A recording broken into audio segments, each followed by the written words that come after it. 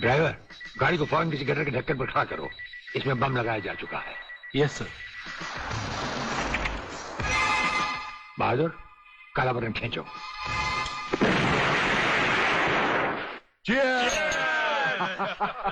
पियो, आज जी भर कर पी लो।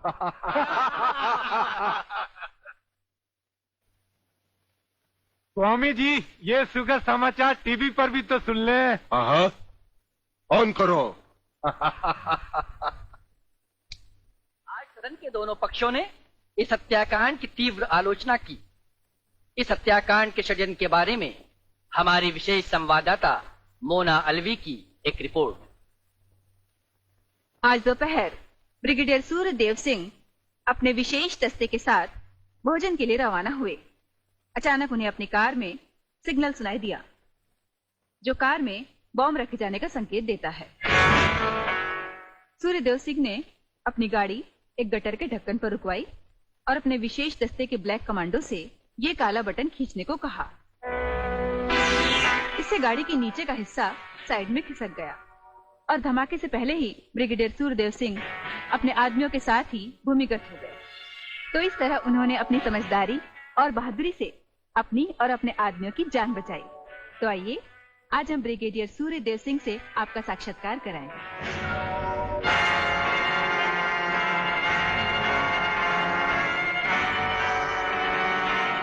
ब्रिगेडियर साहब, क्या आप हमें बताएंगे कि इस साजिश में किसका हाथ है? हाँ, हाथ होता तो कभी का काट चुके होते हम।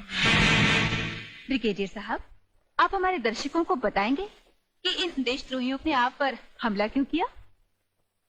जाहिर है कि हमें जीवन दान देने के लिए नहीं, हमारी जबान भी हमारी गोली की तरह दुश्मनों से सीधे बात करती है, टीवी पर नहीं।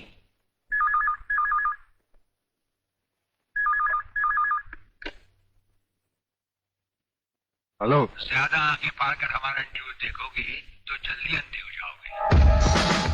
ये समाचार देखने का नहीं, पैगाम सुनने का वक्त है। हेलो हेलो, तुम फोन कहां से कर रहे हो? तुम तो टीवी पर हो। हम टीवी पर भी हैं और हमारे घर पर भी।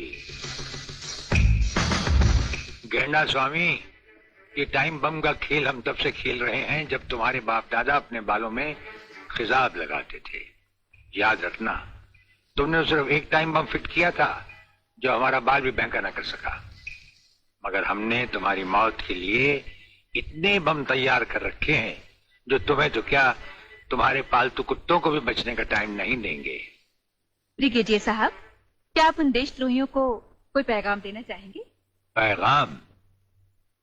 हमारा पैगाम तो उन तक पहुंच चुका है। हम आपको यकीन दिलाते हैं कि हमें जिंदा देखकर वो अपनी टीवी तोड़ डालेंगे। अबे साले!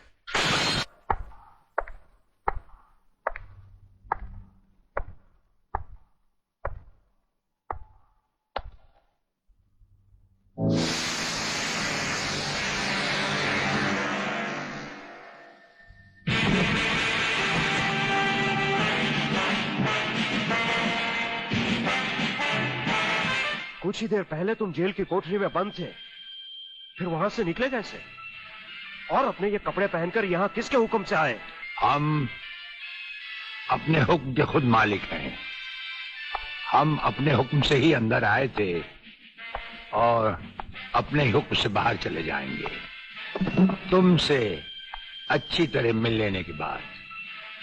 तुम्हें अच्छी तरह मालूम होना चाहिए कि तुम किसके सामने बैठे हो। हमें मालूम है, इसीलिए तो जूते तुम्हारे मुंह के सामने रखे हैं। तुम जैसे गद्दारों से हम नहीं, हमारे जूते ही मुंह लगाते हैं। सूर्यदेव सिंह! ब्रिगेडियर सूर्यदेव सिंह, भूल कैसे गए? हम आज भी ब्रिगेडियर हैं, कल भी ब्रिगेडियर थे।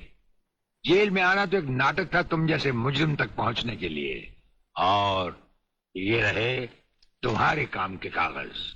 ये हमारा रिहाई का ऑर्डर और ये है तुम्हारी गिरफ्तारी का वारंट।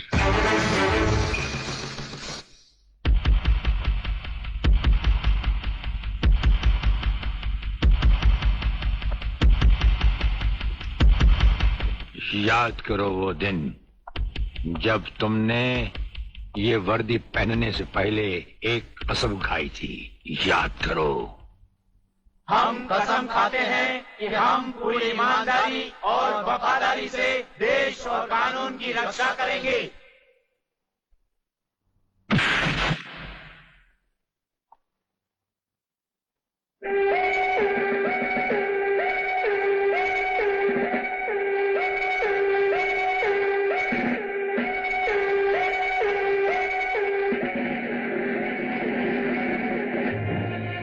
इन नंगों की बारात में ये वर्दी वाला दूल्हा नहीं जाएगा वागले, इसके भी कपड़े उतार डालो।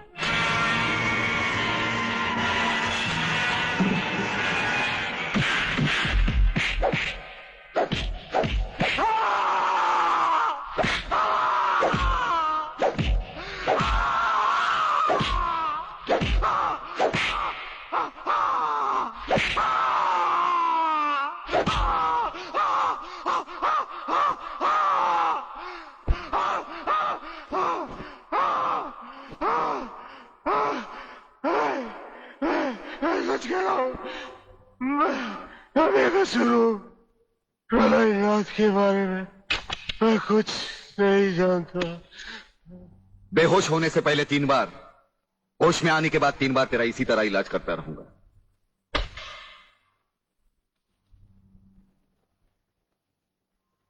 साथियों, तुम लोगों को शायद यह मालूम नहीं, ये प्राइवेट और इमरजेंसी मीटिंग मैंने क्यों बुलवाई। इसलिए कि सूर्यदेव सिंह जेल से छूट चुका है और अब वो खतरा बनकर हम सबके सर पर मंडरा रहा है। मगर 1 साल से पहले वो छूट कैसे गया? उसका जेल जाना एक नाटक था कादर। उसने जेलर और हमारे 4 खूंखार कातिलों को गिरफ्तार करके किसी ऐसी जगह छुपा दिया है कि जिसके बारे में पुलिस डिपार्टमेंट को तो क्या, मुझे भी मालूम नहीं। जीवनलाल, मेरे 4-5 आदमियों को गिरफ्तार करके अगर वो मुझ तक पहुंचने का ख्वाब देख रहा है तो उसका ये ख्वाब मैं कभी भी पूरा नहीं होने दूंगा। अब सूर्यदेव सिंह नाम का बिल फाड़ना ही पड़ेगा। मगर कुछ नहीं चलेगा जीवनलाल। अब 15 अगस्त को ज्यादा दिन नहीं है। जानते हो, सूर्यदेव सिंह हमारे लिए बहुत बड़ा चैलेंज है और बड़े से बड़े चैलेंज के साथ टकराने का प्रलयनाथ को शौक है। तुम तुम्हारी मिनिस्ट्री संभालो, सूर्यदेव सिंह को आज से मैं संभालूंगा। नमस्कार मंत्री साहब। नमस्कार। देखिए, कल एयर फ्रांस की फ्लाइट से प्रोफेसर खुराना फ्रांस से पहुंच रहे हैं। आपने उन्हें देखा भी है और उन्हें अच्छी तरह से जानते भी हैं। दुश्मन की नजर भी उन पर होगी, इसीलिए उन्हें एयरपोर्ट से रिसर्च सेंटर तक पहुंचाने की जिम्मेदारी मैं आपको सौंप रहा हूं। ये एक बहुत ही कॉन्फिडेंशियल मामला है। कॉन्फिडेंशियल मामला तो मैं जान चुका हूं। ब्रिगेडियर, आप देखना प्रोफेसर खुराना कहां पहुंचता है। मगर प्रलयनाथ, ये नामुमकिन है। मंत्री होने के नाते तुम्हारे लिए यह काम बहुत आसान है जीवनलाल।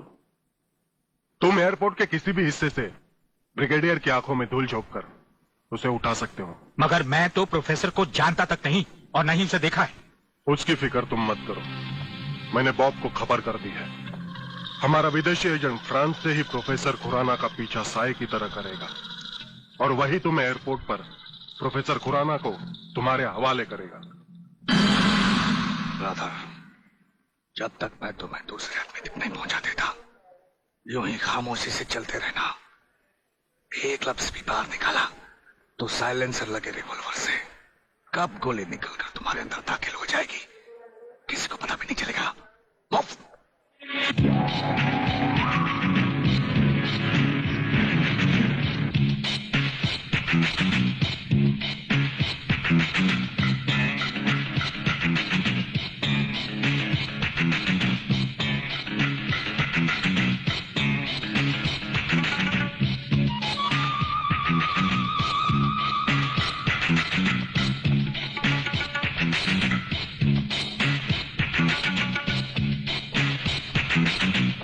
नमस्कार प्रोफेसर खुराना साहब, नमस्कार। मेरा नाम जीवनलाल टंडेल है। मैं इस राज्य का मंत्री हूं। आपका स्वागत करने आया हूं।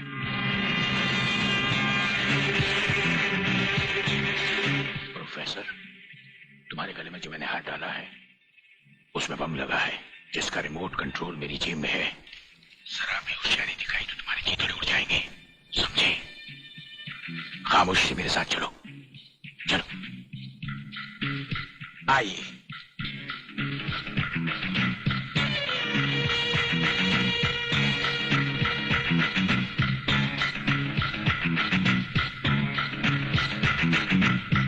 Welcome professor Khurana, welcome to India.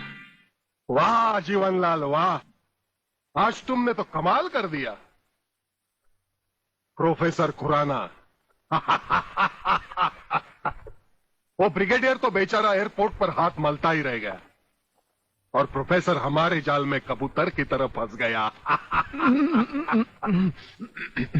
Brigadier शायद ये नहीं जानता कि प्रलयनाथ ऐसा शिकारी है जिसके हाथ से कभी कोई शिकार नहीं बचता।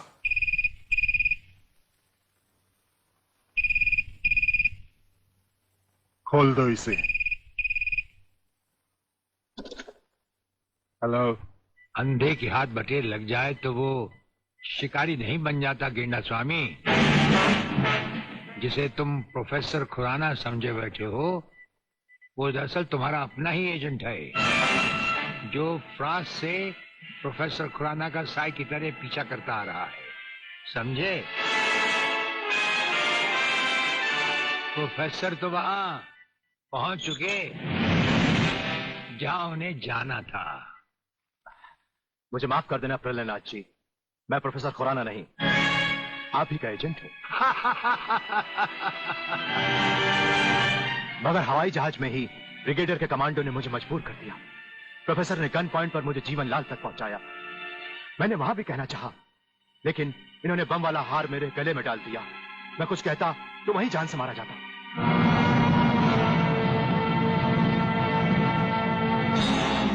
तुम वहां पर भी मारे जाते और यहां पर भी मारे जाओगे।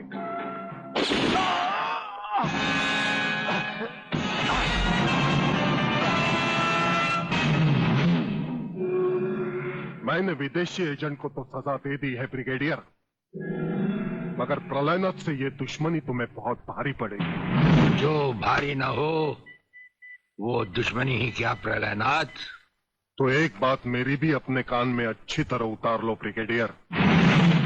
प्रोफेसर खुराना को अब चाहे दुनिया के किसी भी कोने में छुपा लो, मैं उसे हासिल करके ही रहूंगा। शेख चिल्ली की तरह दिन को सपने देखने छोड़ दो गेंडा स्वामी।